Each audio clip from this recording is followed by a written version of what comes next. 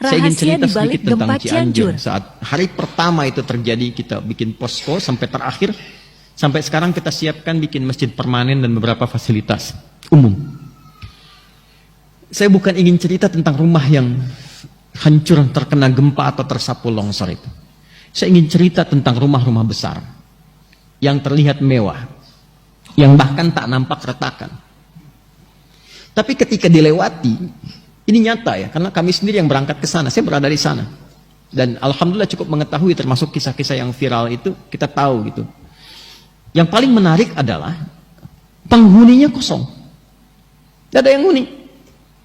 Padahal itu rumah mewah, besar, ya bagus.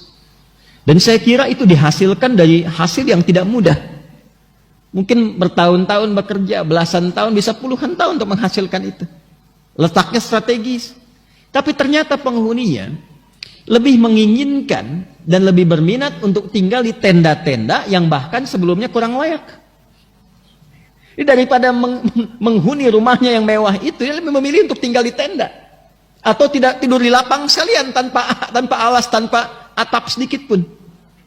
Ternyata pada satu titik, apa yang Anda hasilkan dari pekerjaan dan masih seragam yang Anda gunakan sampai malam hari itu, pada satu titik itu tidak akan banyak menolong Anda dari hasil pekerjaan Anda itu ketika terjadi suasana yang menyentuh iman kita untuk dikembalikan kepada Allah Subhanahu wa taala. Jadi saya ingin katakan, kalau Anda berangkat gelap, pulang gelap hanya untuk mengumpulkan dunia, akan tiba pada satu masa, sepersekian detik itu dunia yang Anda kumpulkan selama puluhan tahun menjadi tidak bernilai di hadapan Anda. Dan yang paling bernilai itu istighfar Anda, takbir Anda. Jadi jangan sampai dipaksa dengan hadirnya gempa yang meruntuhkan baru Anda istighfar. Astagfirullah ya Allah, Allahu Akbar. Itu kemana aja kalimat itu? Yang dididik dalam sholat selama 5 waktu dibuka dengan Allahu Akbar, tak pernah dikumandangkan misalnya. Apa harus dikasih gempa dulu? Kasih banjir dulu? Kasih longsor dulu? Dikasih musibah dulu? Mana istighfar itu? Ya. Mana tawakal kita kepada Allah? Mana taubat kita kepada Allah? Sedangkan skema taubat dalam Al-Quran itu bukan hanya dilakukan saat seorang hamba melakukan maksiat, bukan.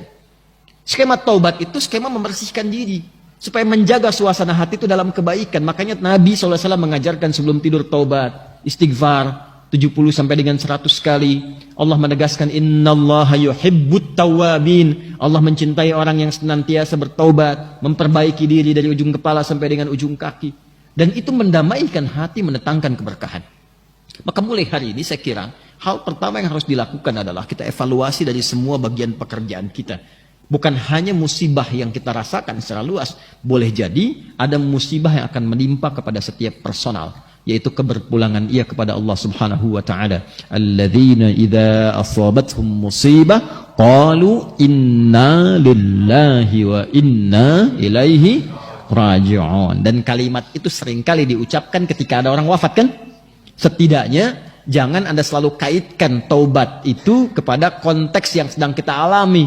Ada hujan, ada gempa, ada banjir, ada itu. Setidaknya persiapan sebelum menjemput maut saat kita akan